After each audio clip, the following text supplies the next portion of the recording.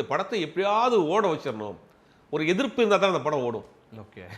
நார்மலாக 10/11 வந்துட்டு போயிருச்சுன்னா பெருசாக ஒன்றும் தெரியாது. அப்போ ஒரு எதிர்ப்பை உருவாக்கி, ஒரு போலியான எதிர்ப்பை உருவாக்கி, போலியான கட்டமைப்பு உருவாக்கி, விஜய் ரசிகர்களை, விஜய்க்கு பிடித்தவர்களை வந்து இந்த பக்கம் திருப்பக்கூடிய வேலையை கடந்த பார்த்தீங்கன்னா 2 மாசமா செஞ்சுட்டு இருக்காங்க. அதுக்கு சிவகார்த்திகேயன் தான் காரணம்.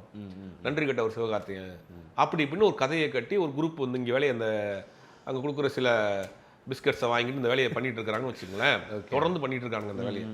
அதுக்கு ஒரு கட்டமாக போய் சிவகார்த்திகேயன் மேலேயே தாவ ஆரம்பிச்சிட்டாங்க. சிவகார்த்திகேயன் நன்றி கெட்டவர், சிவகார்த்திகேயன் வந்து பார்த்தீங்கன்னா தனுஷ்க்கு ஏமாத்தினாரு, தனுஷுக்கு நன்றி கெட்டவர், பார்த்தீங்கன்னா துப்பாக்கியை கொடுத்த விஜய்க்கே வந்து அவர் தெளிவாக சொல்லிட்டாருன்னு படங்கள் சாரதுக்கு எனக்கும் சம்பந்தம் கிடையாதுங்க, அது ப்ரொடக்ஷன் கம்பெனி சொல்கிற வேலை, அவர் என்னைக்கு இருந்தாலும் எங்கள் அண்ணன் தாங்க.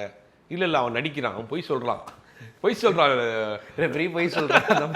அப்படிங்கிற மாதிரி திரும்ப திரும்ப அவங்க வந்து ஒரு கட்டமைப்பு உருவாக்கி ஒரு போட்டியை செயற்கையான ஒரு போட்டியை, செயற்கையான ஒரு வன்மத்தை உருவாக்கி இந்த படத்தை ஓட வைக்கணுங்கிற வேலையை செஞ்சுருக்காங்க.